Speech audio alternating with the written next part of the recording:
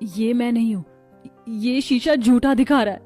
बाबा बाबा, ये इतनी काली कलूटी मैं नहीं हो सकती, ये मैं नहीं हूँ। अरे संभाल खुद को शिवानी। सब कुछ तेरी वजह से हुआ है, ये तू ही इस सब की जिम्मेदार है।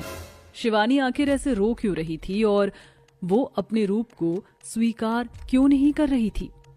क्या उसके साथ कुछ हुआ था? जानने के लिए चलिए कहानी में पीछे चलते हैं।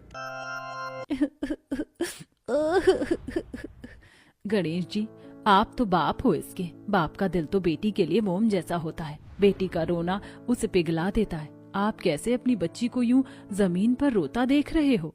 चुप रहो। कितनी बार कहूं मैं कि ये बच्ची मेरी नहीं है, होगी ये किसी की औलाद, पर मैं इसे अपनी बेटी नहीं मानता। इसकी माँ ने मुझसे गद्दारी की, मुझे छोड़कर चली गई, अपनी बेटी का भी ख्याल नहीं आया उसे। और तुम लोग कहते हो कि इस गद्दार की कोख से जन्मी दूसरी औलाद मेरी है। और इस जरा इसका रंग रूप तो देखो, कहीं से लगती है कि ये मेरा खून है। गणेश भैया, समाज तो इसे आपकी ही बेटी की नजरों से देखता है। लोग तो यही कहते हैं कि ये आपकी बच्ची है, और इस बेचारी नन्ही सी जान का क्या कसूर है? माँ तो मर ही गई है, कम से कम इससे बाप का साया और नाम तो नसीब हो जाएगा। उस औरत की बात सुनकर गणेश को मजबूर होना पड़ा और उसने उस छोटी बच्ची को उठा लिया। बच्ची के बराबर में उसकी माँ की लाश थी, जो गणेश की भागी हुई पत्नी थी। गणेश ने उसका भी अंतिम संस्कार किया और उसकी बेटी को वो अपनी बेटी बनाकर घर ले आया। गणेश के घर में उसकी एक बड़ी बेटी भी थी जिसका नाम शिवानी था। गणेश उस छोटी बच्ची को ले तो आया था, लेकिन दोनों बाप बेटी उसे रत्ती भर भी पसंद नहीं करते थे।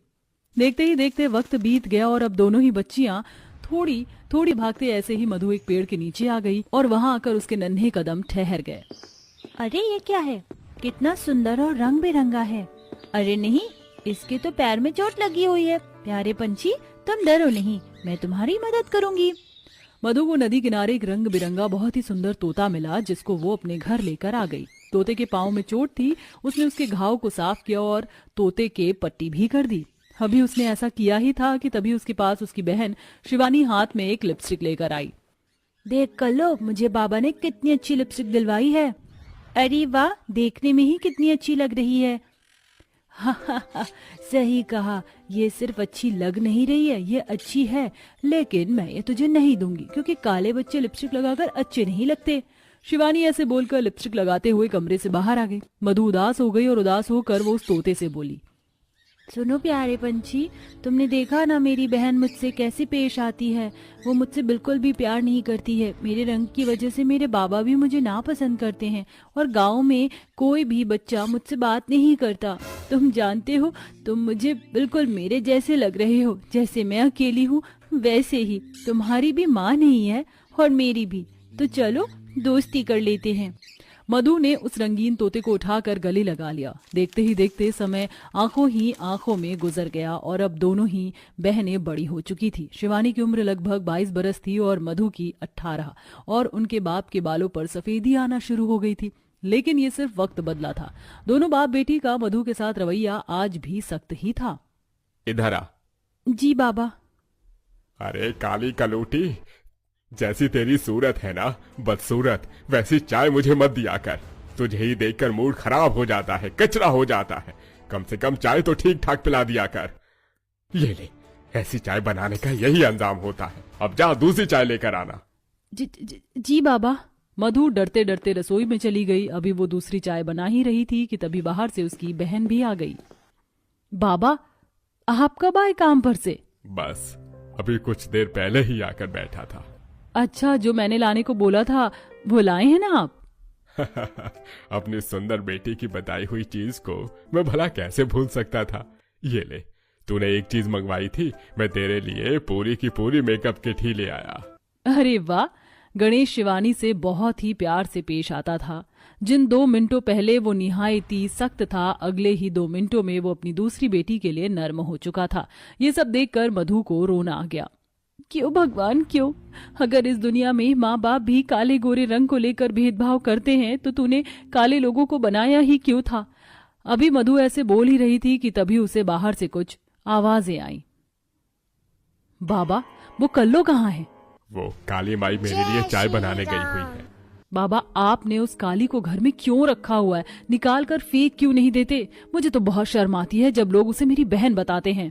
फेंकना तो चाहता हूँ लेकिन क्या करूँ, समाज की वजह से मजबूर हूँ।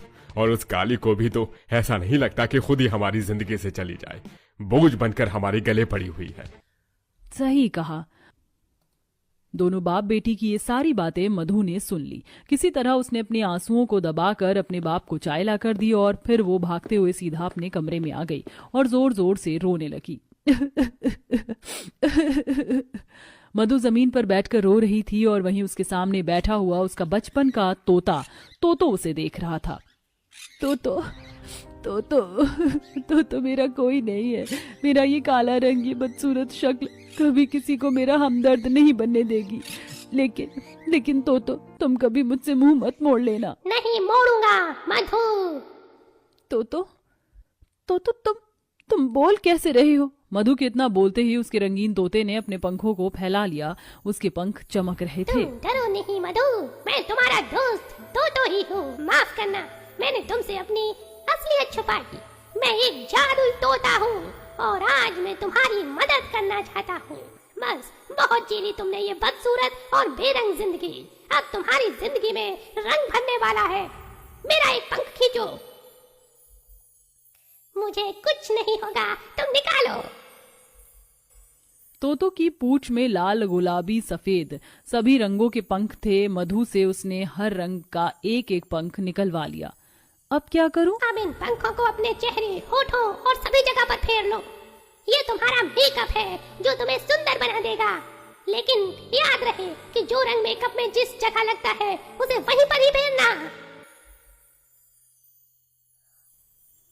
तोतों के ऐसे बोलने पर मधु ने एक पंख को उठा लिया। इत्तेफाक से उसी वक्त वहां उसकी बहन शिवानी आई थी जो छिपकर उसे देखने लगी। क्या सच में मैं इससे गोरी और सुंदर हो जाऊंगी? वैसे मुझे लगता नहीं है। चलो मेकअप करती हूँ। मधु ने सफेद पंख को अपने मुंह, गर्दन, बाजू, टांग सभी जगह फेर लिया। फिर एक लाल पंख को उसने अपने होठों पर फेरा और गुलाबी पंख को अपनी आंखों पर। ऐसे ही उसने पंखों से पूरा मेकअप किया। शिवानी भी छिपकर उसे देख रही थी। ये कितनी पागल है, इसे लगता है ये सुंदर बन जाएगी। ओह गॉड। शिवानी हंसते हुए वहां से आ गई और मधु भी सोने को लेट गई। ऐसे ही फिर अगली सुबह मधु झाड़ू लगाने को कमरे से बाहर आई और झाड़ू लगाने लगी। उसी वक्त शिवानी भी कॉलेज जाने को निकली। और तुम कौन हो? क्या मतलब? मैंने पूछा तुम कौन हो? और ये काम तो मेरी कल्लो बहन का है। तुम ये झाड़ू क्यों कर रही हो? शिवानी दीदी, ये मैं ही हूँ, मधु। क्या? नहीं, तुम मधु कैसे हो सकती हो? अगर तू मधु ही है तो तुझे अचानक क्या हुआ? तू इतनी सुंदर और गोरी कैसे हो गई?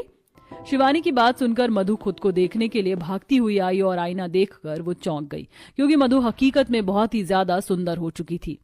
अरे वाह, ये तो मैं ही हूँ। मैं कितनी सुंदर लग रही हूँ। मधु खुद को देखकर बहुत ज्यादा खुश हुई। ऐसे ही जब वो सामान लेने बाहर गई तो गांव में भी उसकी सुंदरता के चर्चे होने लगे। लेकिन ये सब शिवानी से नहीं झेला गया। इस मधु ने तो एकदम ही सब तरफ अपना डंका बजा दिया है, लेकिन मैं ऐसा नहीं होने दूंगी। मैं जानती हूँ ये किस चीज से सुंदर हुई है। इस काली को फिर से मैंने बदसूरत ना कर दिया तो मेरा नाम शिवानी नहीं। शिवानी ने एक चाल चली। रात को जब मधु सो गई तब वो उसके कमरे में एक एक्सपायर शीट मास्क लेकर पहुंची। अब आएगा मजा। कल्लो बदसूरत होने को तैयार हो जा। शिवानी ने वो शीट मास्क उसके चेहरे पर लगा दिया और उसका पंखों वाला जादुई मेकअप चुराकर शिवानी अपने कमरे में आ गई। तो ये सब कुछ देख रहा था लेकिन उसने कुछ नहीं किया। ऐसे ही सुबह हुई। ये मैंने कब लगाया? आ आ आ मधु को भी शिवानी के चिल्लाने की आवाजें पहुंची और वो भागती हुई उसके कमरे में चली गई। कमरे में गणेश पहले से था। क्या हुआ? क्या बात है दीदी? नहीं, ये मैं नहीं हूँ बाबा।